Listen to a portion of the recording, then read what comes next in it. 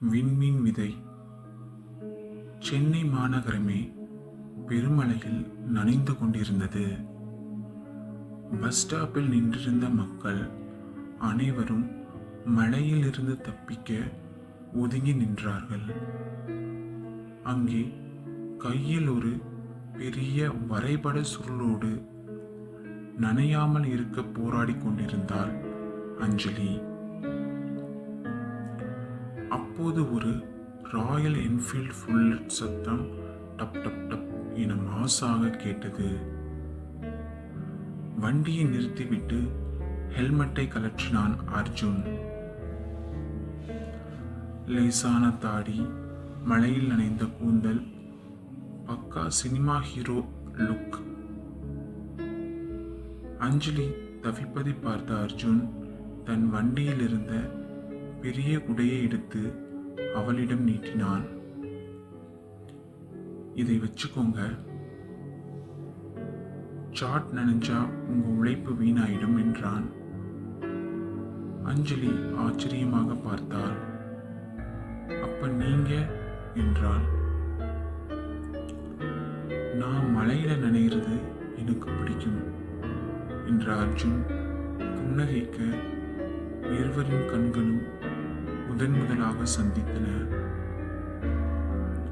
அங்கே title card விழுகிறது. விண்மீன் விதை. நாட்கள் நகர்ந்தன. விதி அவர்களை மீண்டும் ஒரு கல்லூரி கலை விழாவில் சந்திக்க வைத்தது. அர்ஜுன் ஒரு வைல்ட் லைஃப் போட்டோகிராஃபர், அஞ்சலி ஒரு ஆர்கிடெக்ட். இருவருமே வெவ்வேறு துருவங்கள். ஆனால் அர்ஜுனின் யதார்த்தமான பேச்சும் அஞ்சலியின் துடிப்பான குணமும் அவர்களை தனித்தனியாக ஈர்த்தது. அவர்களின் காதல் வெறும் ஐ லவ் யூ சொல்லும் காதலாக இருக்கவில்லை. அர்ஜுன் காடுகளுக்கு செல்லும் போது அஞ்சலி அவனது கேமராவாக மாறினாள். அஞ்சலி கட்டிட வரைபடம் வரையும் போது அர்ஜுன் அவளது தூரிகையாக மாறினான். ஒரு மாலை பொழுதில் கடற்கரையில் அமர்ந்திருந்த போது அர்ஜுன் அவளது கைகளை பற்றி கொண்டான். அஞ்சலி, என் வாழ்க்கை ஒரு நாடோடி பயணம். காடுகளும் மலைகளும் தான் என் உலகம். அங்க உனக்கான சொகுசு இருக்காது.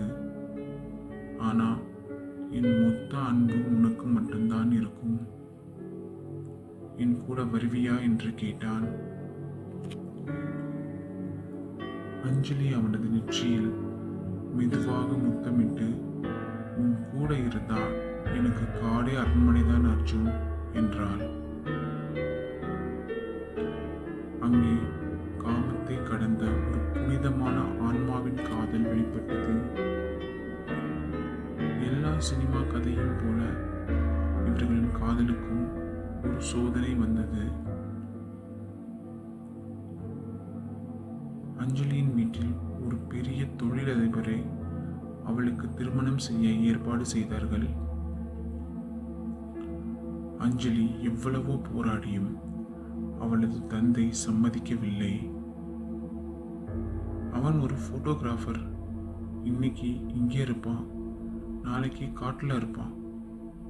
அவனை நம்பி உன்னை எப்படி அனுப்புறது என்று தந்தை சத்தம் போட்டார்.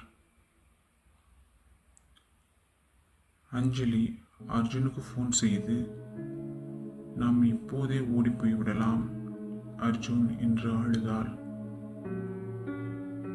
ஆனால் அர்ஜுன் நிதானமாக பேசினான். இல்லை அஞ்சலி, திருட்டுத்தனமா கல்யாணம் பண்ணிக்கிறது காதலுக்கு அழகு இல்லை. உன் அப்பாவோட பயம் நியாயமானதுதான். என் காதலுக்கு வலிமை இருந்தா அதை நான் உன் அப்பா முன்னாடி நிரூபிப்பேன் என்றான். சினிமா ஹீரோவிற்கு முறியாதே பணிவு மற்றும் கெத்துடன். அர்ஜுன் நேராக அஞ்சலியின் வீட்டிற்கு சென்றான். அவளது தந்தையின் முன்னால் நின்றான். பயந்து ஓடாமல் தன் கையில் இருந்த சர்வதேச விருது பெற்ற புகைப்படங்களின் ஆல்பத்தை அவரிடம் நீட்டினான். சார், நான் பெரிய கோடீஸ்வரன் இல்லை, ஆனால் சர்வதேச அளவில் என் உழைப்புக்கு அங்கீகாரம் இருக்கு. உலகத்தில் இருக்கிற எத்தனையோ அழகான விஷயங்களை என் கேமராவில் படம் பிடிச்சிருக்கேன்.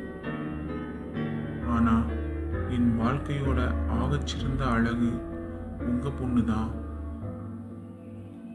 அவளை கண்ணீர் வராம பார்த்துப்பேன். இது என் காதல் மேல சத்தியம் என்று உறுதியாக கூறினான். அர்ஜுனின் உண்மையான அன்பும் சாமர்த்தியமான பேச்சும் அவனது திறமையும் அஞ்சலியின் தந்தையின் இதயத்தை மாற்றியது. சில மாதங்களுக்கு பிறகு அதே மழைக்கால இரவு அர்ஜுன் தன் புல்லட்டில் வந்து நிற்க அஞ்சலி அவனது பின்னால் அமர்ந்து அவனது தோள்களை இறுக்கமாக கட்டி நிறுத்திக் கொள்கிறாள். மழை துளிகளுக்கு நடுவே அவர்களின் புதிய பயணம் தொடங்குகிறது.